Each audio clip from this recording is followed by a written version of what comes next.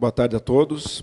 Estamos aqui, então, para apresentar e dar as boas-vindas ao nosso novo técnico, Humberto Louser. Vou fazer uma breve explicação aí dessa tomada de decisão, até para a gente dar um direcionamento da coletiva, enfim, para vocês entenderem como isso funcionou.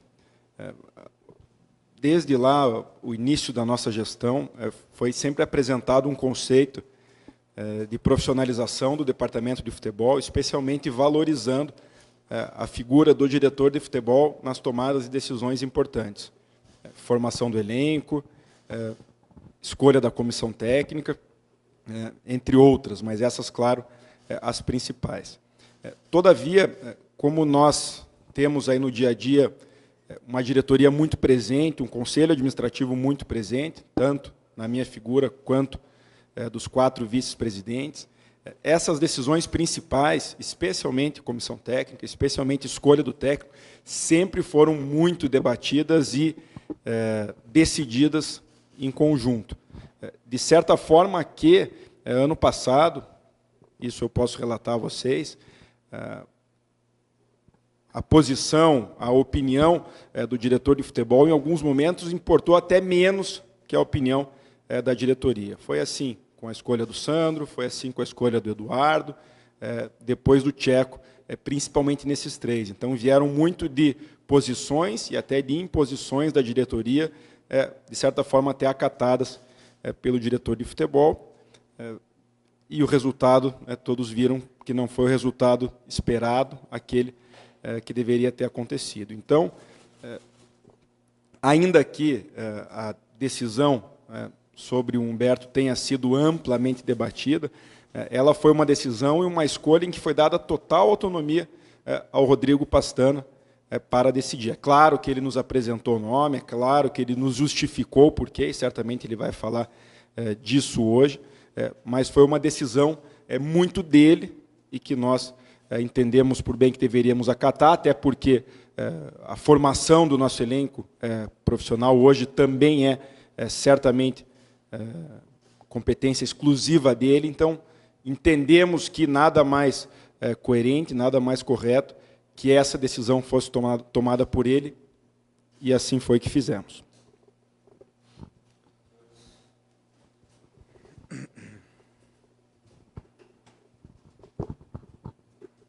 Boa tarde a todos. Então, primeira pergunta é para o Humberto. Eu sou Osmar Antônio, da Rádio Banda B, Humberto. Queria saber, assim, para quem não te conhece ainda, você jogou futebol em várias equipes, né? E eu tenho percebido que tem uma geração de treinadores que quer implantar no futebol brasileiro uma metodologia europeia, sem termos as condições e as peças com qualidade para isso, né? Qual o teu sistema de trabalho? Você pensa dessa maneira também ou você é mais do futebol brasileiro mesmo, da maneira como o Brasil sempre jogou, sempre ganhou, e utilizando as peças que nós temos aqui? Boa tarde a todos. A minha convicção naquilo que eu acredito é um jogo que propõe, um jogo que jogue para frente, é claro, sem abrir mão das suas organizações defensivas. Então, nessa maneira que a gente acredita, que a gente gosta de implementar no nosso dia a dia de trabalho. É claro que nós estamos chegando agora, tive a oportunidade de ter o primeiro contato, de ver os atletas atuando no dia de ontem. Vamos conversar, temos um período bom para ser trabalhado, para inserir a nossa metodologia, aquilo que a gente acredita, muito em função daquilo que, respeitando a grandeza do Curitiba, uma equipe que, dentro da Série B, tanto dentro do estadual, é uma equipe que tem que jogar para frente, claro, se protegendo, se mantendo a sua organização, mas é uma equipe que vai ter que tomar a iniciativa e tem que ser o protagonista dessas competições ao qual ela vai disputar. Boa tarde a todos. Aqui, Jairo, da Rádio Transamérica. Humberto, fiz essa pergunta ontem ao Pastana e eu faço agora a você. Te preocupa chegar no clube tendo uma, não vou dizer rejeição, mas uma desaprovação por parte do torcedor? A gente viu que nas redes sociais o torcedor não gostou muito da indicação do seu nome. Isso te preocupa ou não?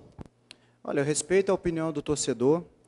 Eu entendo que o torcedor é o maior patrimônio do clube, e aqui não é diferente. Sei da paixão, sei do amor e como participa o torcedor do Curitiba.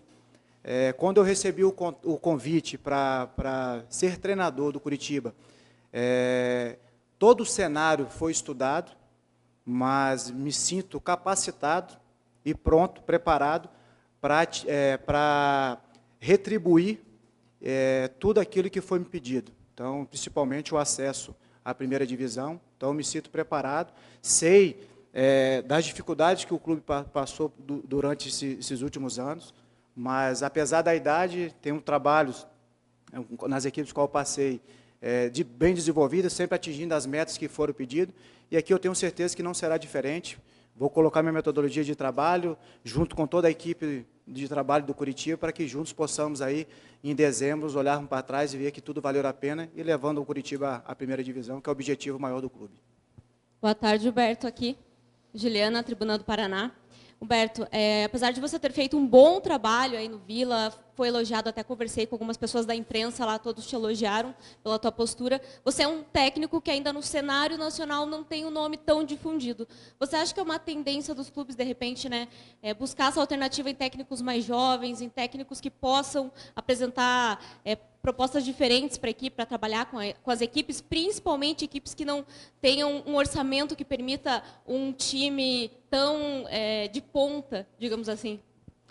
Assim, o que eu falo muitas vezes para os atletas, quando eles estão tendo a primeira oportunidade, eu trago para mim também. Você vai ter novos nomes, novos ídolos, novas referências, seja ela como atleta, como treinador, ou outra função dentro do futebol, ou em outro segmento, quando se tem a oportunidade. Eu pude agarrar minhas oportunidades que eu estive nos 2 últimos clubes, atingir, como eu falei anteriormente, todas essas metas, e hoje eu venho preparado, capacitado, com muito entusiasmo, para poder também atingir e ser feliz aqui dentro. Humberto, Gabriela Ribeiro, do Globo Esporte. Coritiba, comparado com o ano passado, tem um planejamento um pouco diferente neste início de ano, mas também já tem um início de ano bem mais difícil do que teve na última temporada. Por que você acha que ainda dá para acreditar que o Coritiba vai conseguir chegar nesse acesso? Trabalho. A figura do Rodrigo, o qual já conheço, que é a nossa primeira oportunidade trabalhando junto, a seriedade também da diretoria em busca de melhoria para o clube. Então, e acredito muito no trabalho. Isso que vai te capacitar, isso que vai te levar a atingir as suas metas durante o campeonato, os campeonatos que irão disputar. Então, muito em função disso, das convicções, da nossa metodologia, a qualidade do grupo. Então, a maneira com qual também o Rodrigo, já conversei bastante com ele, enxerga o futebol, esse mesmo entusiasmo, essa mesma fome para poder estar atingindo essas metas que foram estipuladas para nós. Humberto Biro, Rádio Cidade. O Curitiba vive um mau momento e ninguém pode negar isso. Eliminado na Copa do Brasil por um clube fraco como é o RT, e agora pelo Toledo, coisa que no passado o Toledo vinha jogar aqui e sabia que ia perder. Esse momento está difícil. Como é que você vê uma saída já de imediato? Tem a parada para o Carnaval, mas na sequência você já comanda o clube. É uma batata quente? Olha, como eu falei anteriormente, quando eu recebi o convite, a gente contextualiza todo esse cenário, por isso que eu falei anteriormente, eu me sinto preparado para qualquer situação. É claro que ontem todos nós queríamos esse título do primeiro turno, infelizmente ele não veio, mas a gente tem um período bom para ser trabalhado, e em busca disso que nós vamos procurar essa evolução, para que a gente possa ter um segundo turno, mais uma vez chegando à final e assim concretizando para disputar o título estadual, mas projetando já desde o início o campeonato maior que o clube deseja, é claro que é a Série B. Então, nós estamos nesse processo aí de construção para que a gente possa chegar na Série B também muito forte e, ao término dela, podermos comemorarmos aí esse acesso. Boa tarde, Humberto Robson, do SBT. O Pastana disse ontem que, de certa maneira, com o Argel, as lideranças do elenco foram inibidas, porque ele era um técnico muito protagonista. Aonde que fica essa medida entre ter sua liderança, sua força e permitir que no elenco isso também aconteça, sabendo que seu principal jogador vai ficar um tempo afastado, não sei quanto tempo foi divulgado, mas vai ficar um tempo aí fora. O Wilson, a gente lamenta, é claro que algo que eu sempre lamento no futebol é a lesão de atletas, até porque é uma situação ruim, o atleta gosta de estar sempre em campo, e uma figura como o Wilson, a representatividade que ele tem dentro do clube, nos fará falta, mas, como eu falei anteriormente, oportunidade será dada para outros atletas, Então, a gente vai procurar identificar também dentro do grupo essas novas lideranças para que eles possam agregar e somar e que consigamos, assim, atingir nossos objetivos, que a figura de liderança ela é muito importante no dia a dia. Eu costumo dizer, um vestiário fortalecido, você colhe os frutos dentro de campo. Então, tenho certeza que vamos procurar, dentro do nosso grupo, essas lideranças para poder nos auxiliar, nos ajudar em busca desses objetivos. E minha maneira de agir, a gente sempre busca o equilíbrio.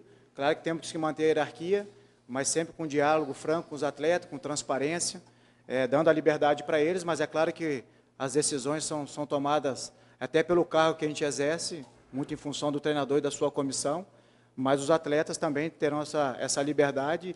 Esperamos aí ter lideranças dentro da equipe também, que nos momentos mais difíceis, principalmente dentro de campo, dentro de uma partida, esses fatores são fundamentais também para você atingir o resultado de vitória. Boa tarde, Fernando Freire, do site Globo Esporte. Em relação a reforços, já tem alguma conversa para vir mais jogadores ou você pretende usar essas 2 semanas para avaliar o elenco? E em relação ao estilo de jogo, você fala em propor mais um jogo. Em relação ao que você viu ontem, vai mudar muito o time do Coritiba em termos de esquema e de peças? Então, foi um primeiro contato que eu tive com os atletas, ontem, podendo ver. A gente vai ter essas 2 semanas para trabalhar. Em questão de reposição, de contratação, é claro que ainda não está fechado, a gente está ao mercado. É claro que é um momento mais complicado, até porque está todo mundo atuando, mas não somente o Coritiba, mas outras equipes também sempre estão querendo se reforçar.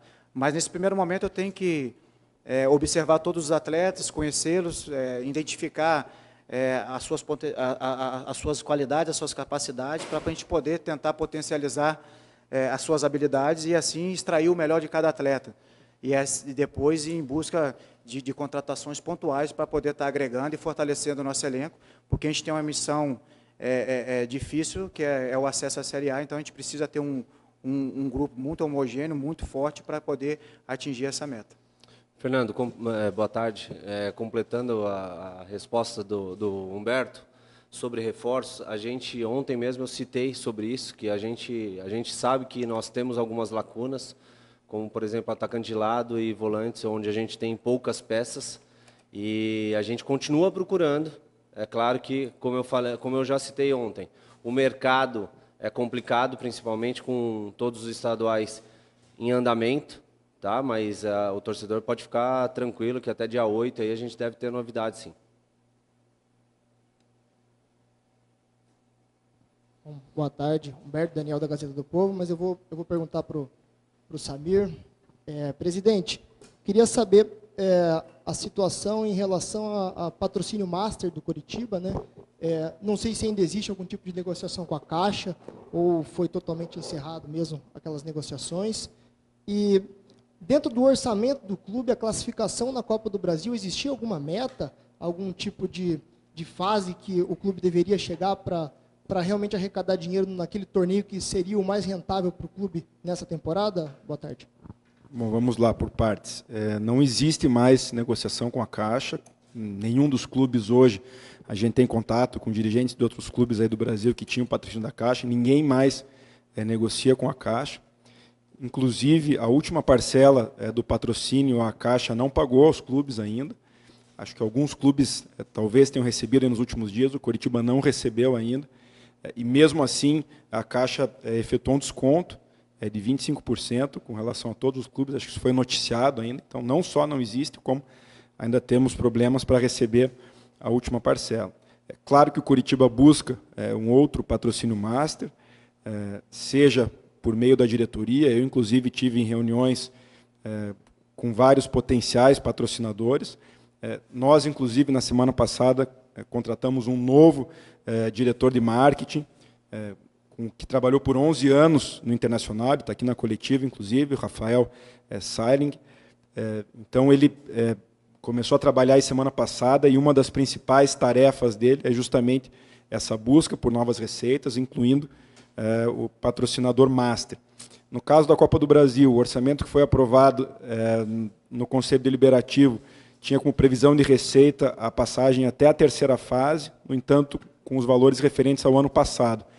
Esse ano os valores aumentaram, então você faz a conta lá das 3 fases e dá um pouco menos Acho que coisa aí de 2 milhões era a previsão no orçamento, então é claro que você tem aí, entre aspas, um prejuízo aí de cerca de 1,5 milhão e cabe a nós, dirigentes, buscar aí, receitas alternativas para compensar isso. Esse é o nosso trabalho. Humberto, é claro que, dadas as perguntas, né, o momento é de muita pressão e acaba recaindo tudo sobre você. Mas falando em relação ao seu estilo como treinador, dá para a gente dizer que você se formou um pouco pelos técnicos conhecidos que você foi auxiliar? O que você pegou de cada um? Como é que você tem como referência os treinadores pelos quais você passou nos clubes? Contextualizar um pouco da trajetória do Humberto. Eu sou oriundo da base, tive o meu início de carreira no Sub-17, depois Sub-20 do Paulista, auxiliando o profissional.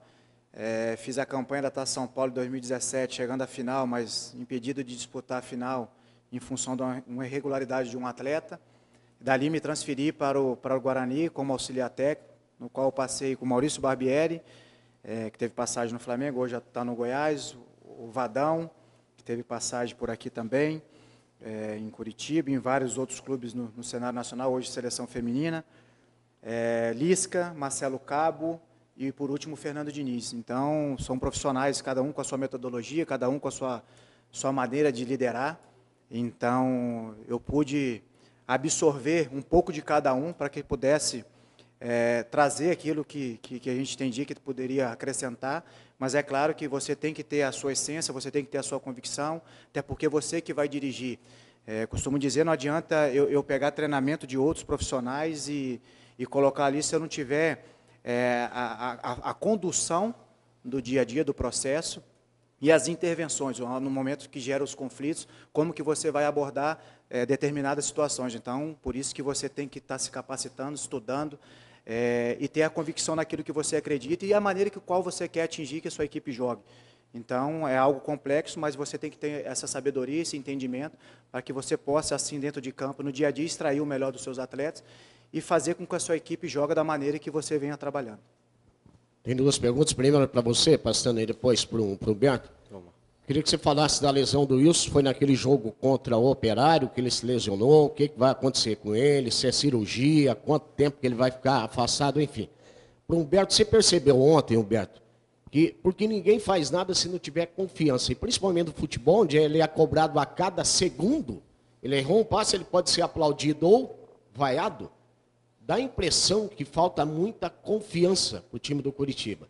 Para ilustrar bem isso, Alano pega uma bola ontem na risca da pequena área, poderia finalizar. Falta confiança, faz o quê? Toca para o companheiro. Né? Você percebeu que falta isso? É uma questão que você vai ter que trabalhar bastante? Olha, não vou falar especificamente do jogo de ontem. É claro que eu falei, é muito prematuro analisar em uma partida só o atleta. Mas eu entendo que é o dever do treinador justamente potencializar as capacidades do atleta, seja ela individual, seja ela coletiva. Então, esse é o dever, facilitar o atleta para que ele possa colocar em campo tudo aquilo que ele tem de potencial. Então, a gente vai procurar fazer isso no dia a dia, claro, identificando essas carências para que a gente possa, assim, dar uma segurança maior para os atletas, principalmente para esses atletas que jogam na última parte do campo, que é onde eles têm que tomar as melhores decisões, que vai definir uma partida.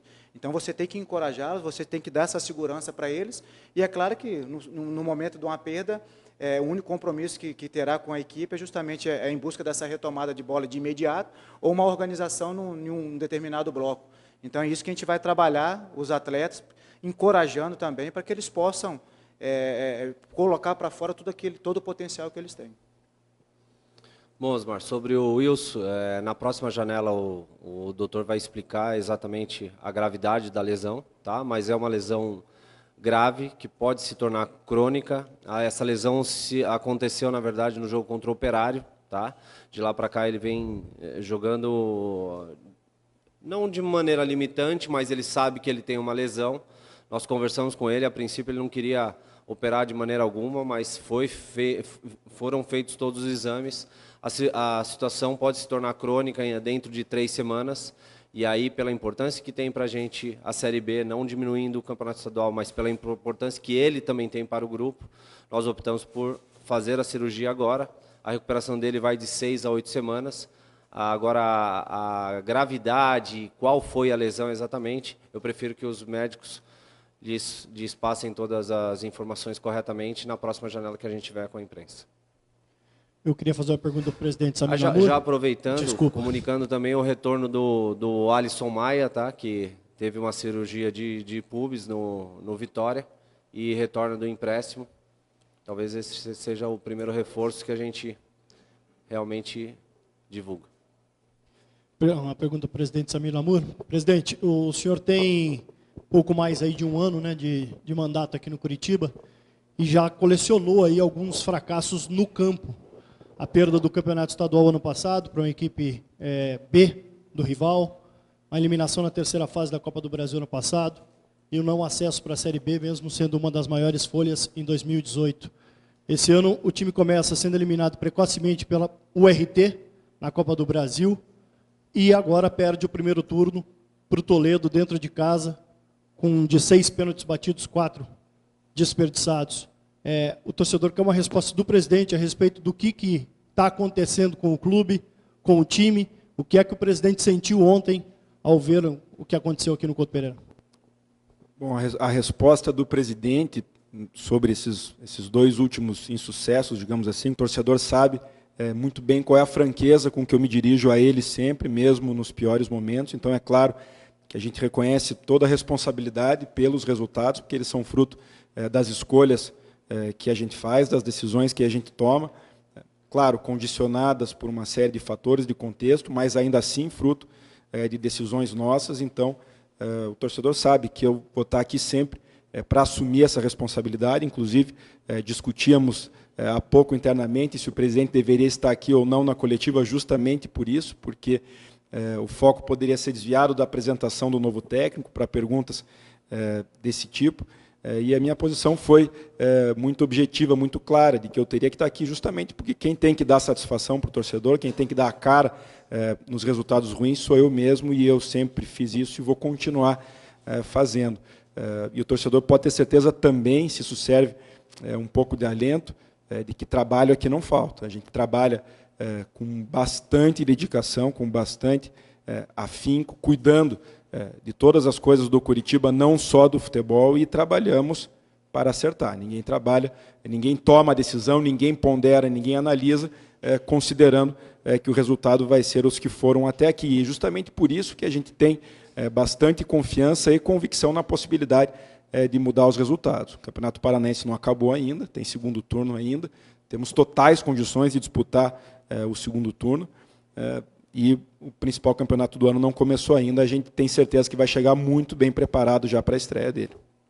Ô, Pastana, é evidente que você fez esta aposta no Humberto, que é um jovem treinador, está com vontade de trabalhar, isso é importante, temos que inovar realmente.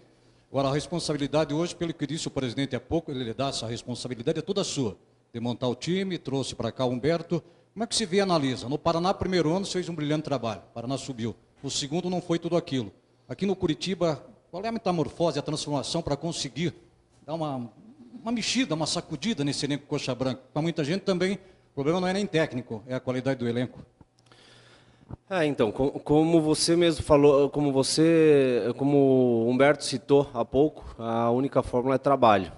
E o trabalho com cada vez mais com qualidade, com evolução, com metodologia. E por isso que eu te digo e afirmo, o Humberto não é uma aposta.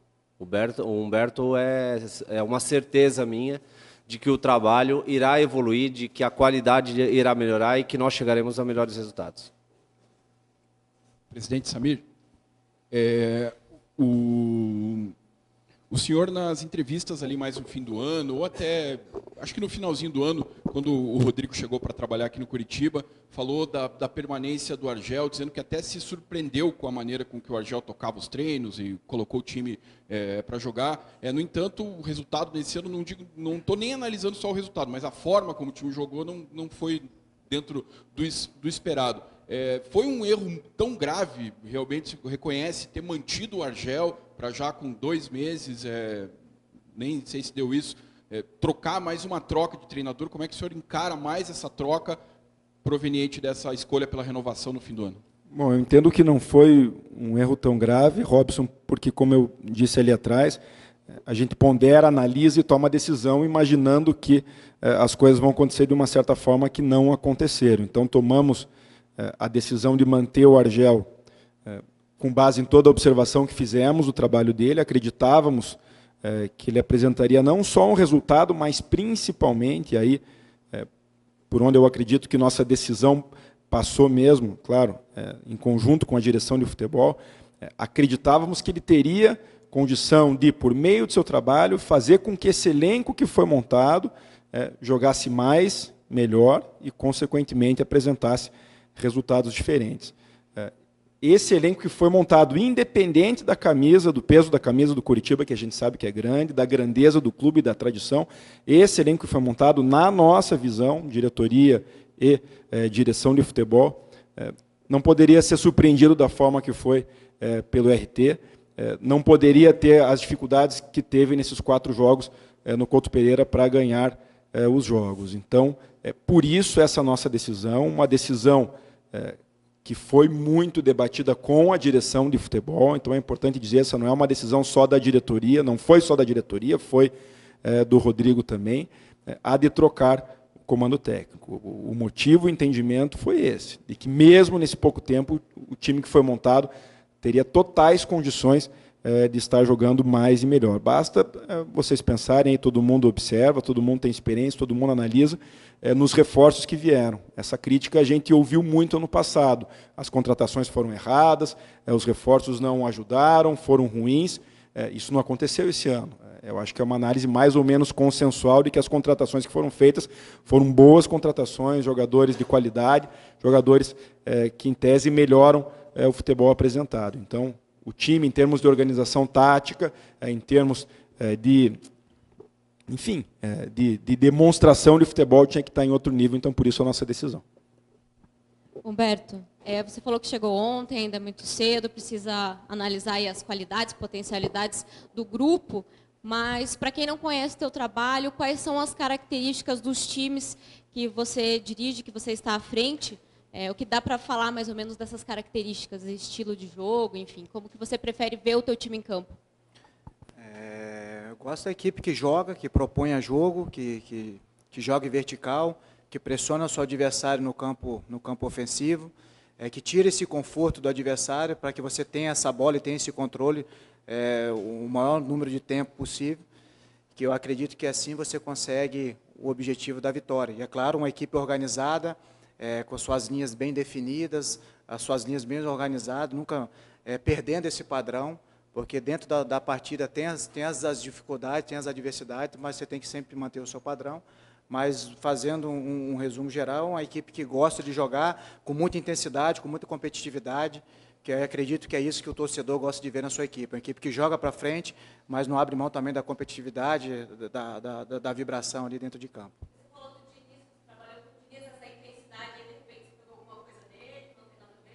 Sim, eu já tinha isso comigo, me identifico muito com a maneira qual o Diniz enxerga o futebol. É um profissional também que gosta de ver suas equipes jogar para frente, de propor, corre-se alguns riscos também. Todo mundo que propõe, toda equipe que é grande, ela vai correr risco em alguns momentos. Esses riscos nós vamos procurar minimizá-los, justamente para poder ter esses equilíbrios, mas a gente não vai abrir mão desse jogo ofensivo, de jogo de competição, de perder a bola, já retomar no campo ofensivo, porque é dessa maneira que eu vejo o futebol e é dessa maneira que eu enxergo que você colhe melhores resultados. Humberto, ano passado você veio aqui no Couto Pereira e dá para dizer que o jogo do Guarani, que o Guarani venceu o Coritiba aqui no Couto, foi a pá de cal nas chances de acesso, né? O que você lembra daquele Coritiba que você não quer ver de jeito nenhum no time que você vai dirigir esse ano?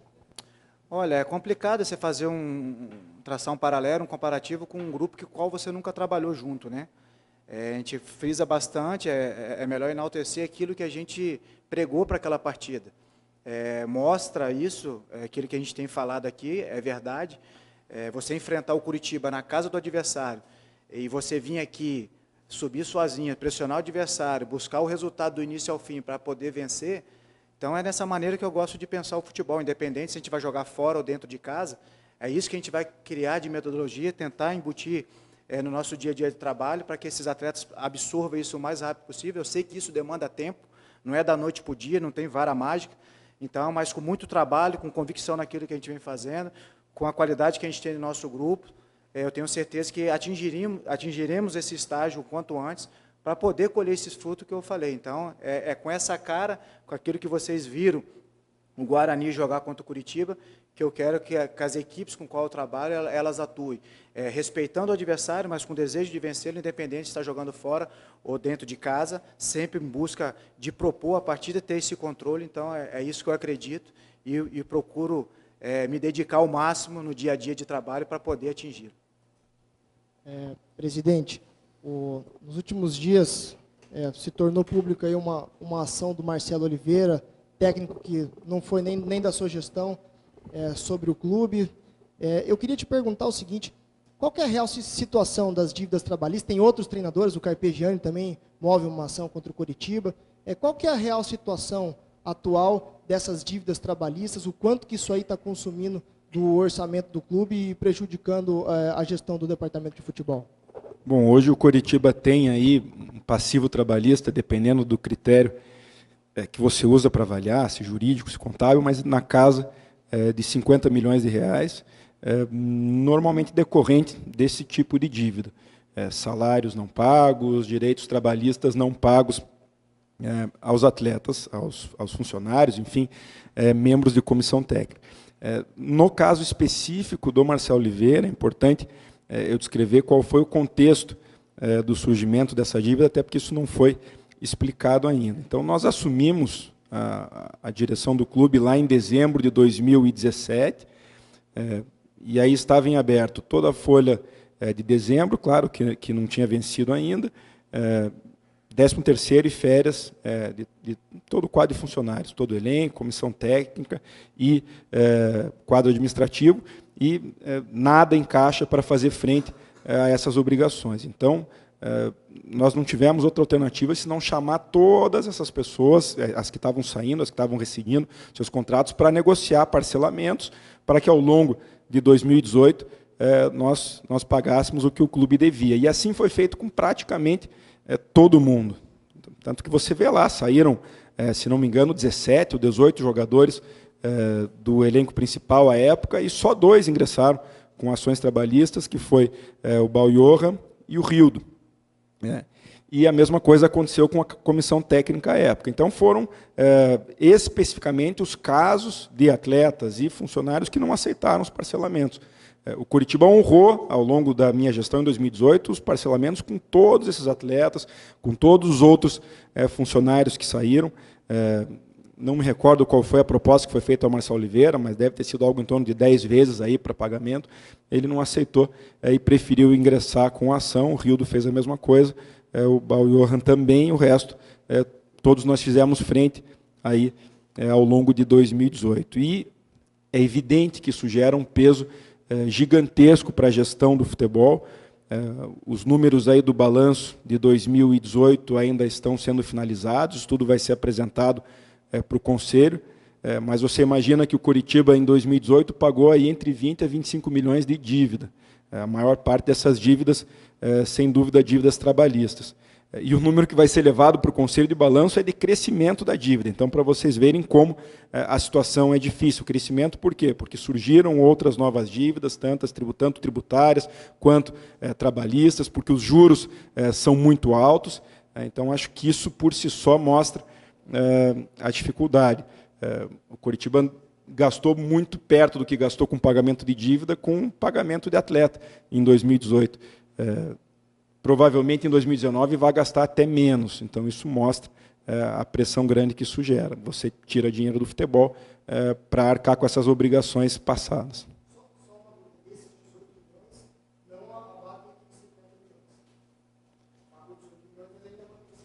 É importante ver como é que vai ser fechado esse número, esse 20 a 25 milhões, e não engloba só dívidas trabalhistas, tem toda a parte de Profut, dívidas tributárias que entram aí numa parcela grande.